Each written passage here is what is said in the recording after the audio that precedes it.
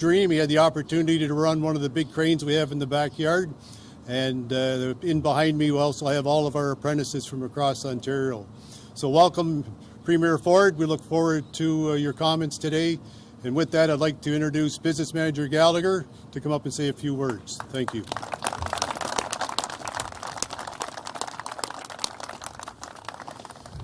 Good afternoon, everybody, and thank you also for your patience here. It's a great honor for the operating engineers, Local 793, to have the Premier here, and Monty McNaughton and Steve Crawford, local MPP, and to announce our endorsement of the PC party in the 2022 election. Make sure we vote on June the 2nd, next Thursday. And we have over 18,000 members in the province of Ontario.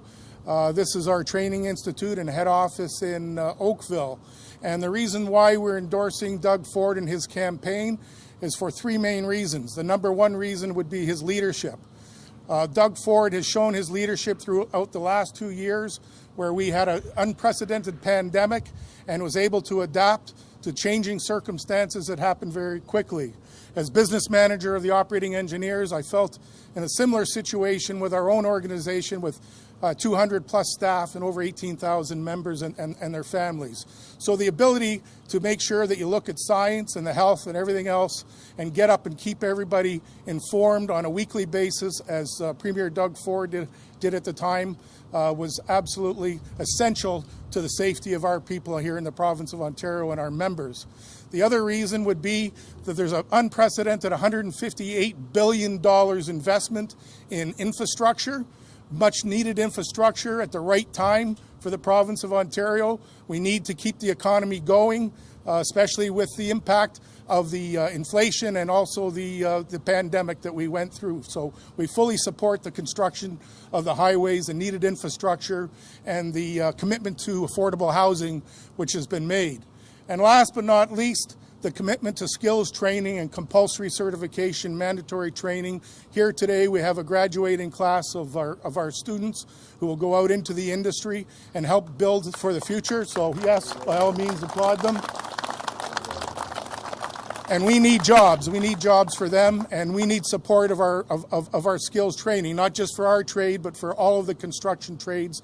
So we definitely hats off to Premier Ford, his team, and Monty McNaughton, Minister of Labour and Skills Development. And we look forward to working with Doug Ford when he's returned as Premier of the province of Ontario on June 2nd. So thank you.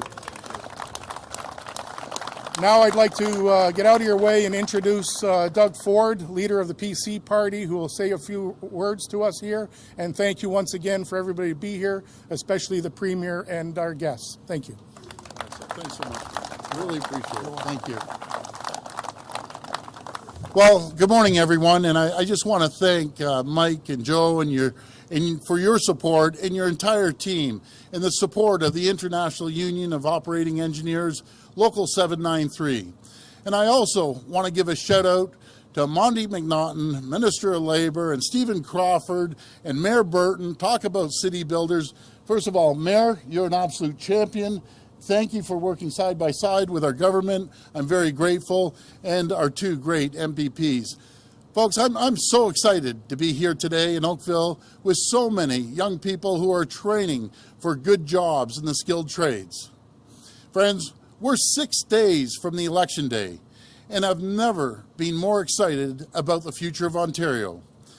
I hear it time and time again, whether it's in Timmins or Windsor or London or Durham or anywhere across Ontario, Ontario's best days are still ahead.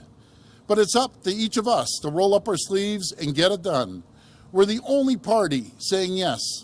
We're saying yes to rebuilding Ontario's economy with better jobs and bigger paychecks, so our kids and grandkids can build their future right here in Ontario. Yes to keeping costs down for Ontario families and putting more money back into your pockets. We're saying yes to working for workers as we get more women and men into the skilled trades. And we're saying yes to keeping our province and our economy open today and in the future. Every day, more and more people are lending their support for our plan, a plan to build Ontario. And nowhere is the support growing more than among our women and men who work in the skilled trades. Throughout this campaign, I've been so proud to welcome the support of a growing number of unions representing the women and men who are building Ontario. And folks, make no mistake about it, each and every one of these folks behind me, they're helping build Ontario. We couldn't build anything if it wasn't for the cranes right here. So I'm very, very grateful. Just to name a few, including LIUNA, the largest construction union in North America, the Boilermakers, and the International Brotherhood of Electrical Workers Construction Council of Ontario, the Painters and Allied Trades, and the International Association of Sheet Metal, Air, Rail, Transportation Workers, Local Union 285, the Ontario Pipe Trades Council, the United Association of Local 787, HVAC and Refrigeration Workers of Ontario, and today, including International Union of Operating Engineers, Local 793. And I'm so grateful, so grateful. Each of these organizations knows what it takes to build, and each of these unions is lining up behind our plan to build Ontario. The other parties, they've given up on our workers. We can't let the Liberals take us back, and we can't let the NDP hold us back. While they're saying no, we're saying yes. Yes to getting more women and men into the skilled trades. Yes to breaking down barriers so more newcomers can come here and find a good job. Yes to building Highway 413 and the Bradford Bypass. And yes to building subways and expanding GO Train service. And yes to restoring the Northlander train service. And yes to building 1.5 million homes over the next 10 years. Friends, this is a choice we face on June the 2nd. It's a very clear choice. If you want more excuses, if you want more delays and more empty talk, well, you've got a lot of options in this election. But if you want to get it done, you have one choice, the Ontario PCs. We're ready to get it done. We have the team, we have the vision, we have the plan, and now we have the momentum. So on June the 2nd, everybody, let's do it. Let's get it done. Thank you, and God bless the people of Ontario. Thank you. Thanks, guys.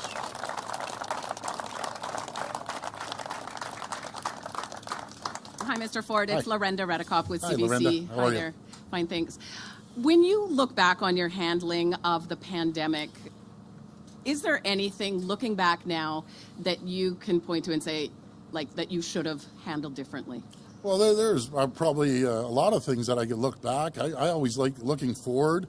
I didn't do this myself. If it wasn't, let's use an example right here. If we didn't keep the construction trades open, the skilled trades open, there'd be less housing, less roads, less bridges. It was a Team Ontario approach. When it came to the health, I listened to the docs and the chief medical officer. And when it came to the economy, we all worked together. Everyone pitched in. And I've never been more proud of the Team Ontario approach. And I say the Ontario spirit. It goes right back to when we didn't have any PPE. And I called out for help. In 2 days, 26,000 companies went on our portal to start making the face masks, N95s, the face shields, the gowns, and everything in between. So I'm very, very grateful. And we have a strong plan, not to go back, but to stay open and keep moving the economy forward.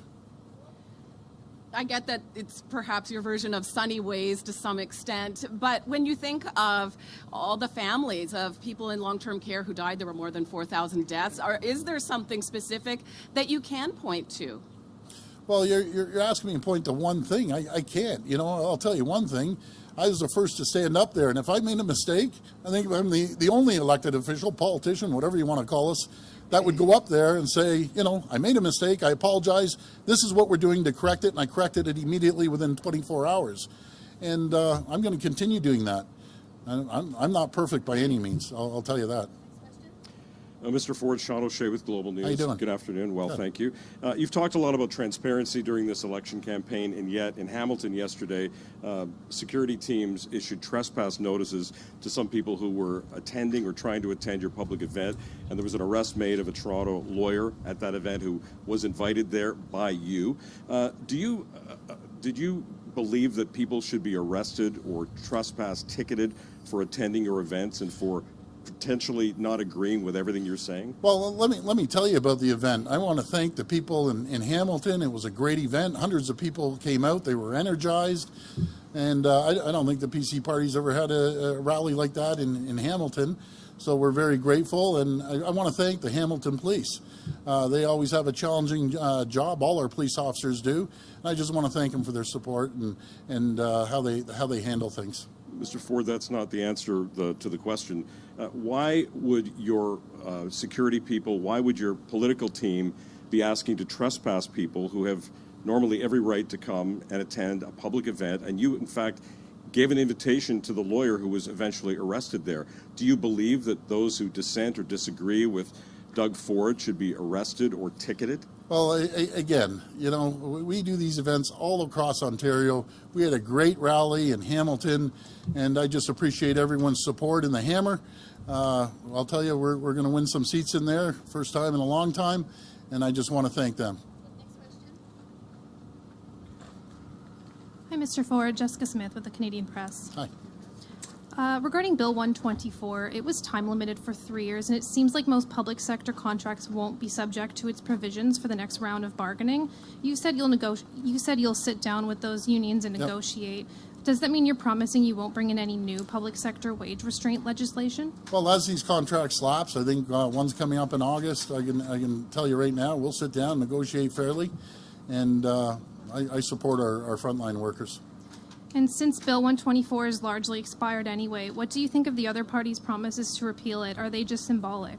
Well, I'm focused on our message. Our message is about making sure we put money back into people's pockets, making sure we spend $158 billion in infrastructure so we can keep folks behind me and right across this province working. Our economy is absolutely moving forward in the right direction. I'll just give you some examples. When I took office, the previous government lost and chased 300,000 jobs out of this province. As of today, as we stand today, there's 550,000 more people working today than there were 4 years ago. There's 340,000 people on the side, companies on the sideline waiting to hire people.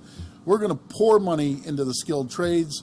Again, I want to thank our MPP, Stephen Crawford, for his work here in Oakville, and Mayor Burton. And I want to thank the Minister of Labour, Monty McNaughton.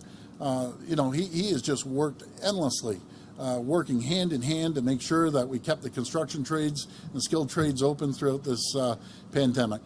Thank you. Thank you. Thank you. It's okay. Sorry, we're doing this dance again with the mic. Good afternoon, Mr. Ford. I'm Charlie Pinkerton from QB Briefing. The first question I have for you is about something our publication has received, which is the results of a survey your government did on ODSP. Lots of people are feeling like the service isn't timely, they aren't treated with respect, and also that it is hard to access. So I know you're planning to raise the rates, but does the program need a broader overhaul? Well, I'm always big into continuous improvement, you know, just continue improving the situation. But I'm happy that we're going to focus on the rate of inflation.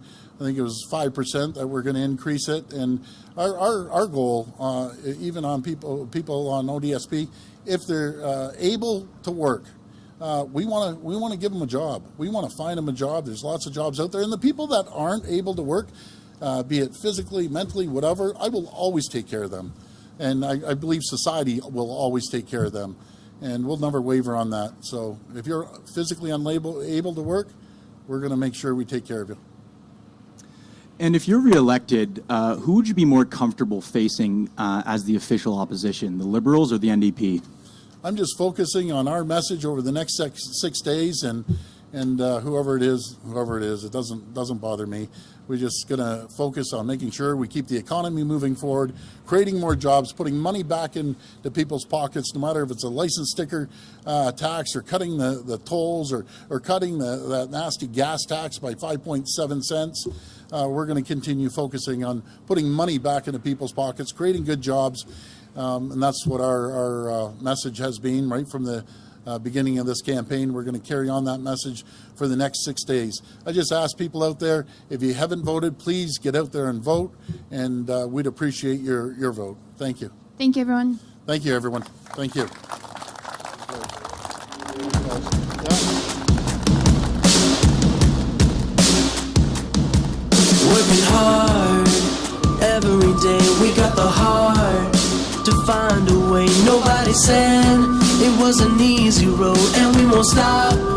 We don't ever fold. We got big, big dreams, so you gotta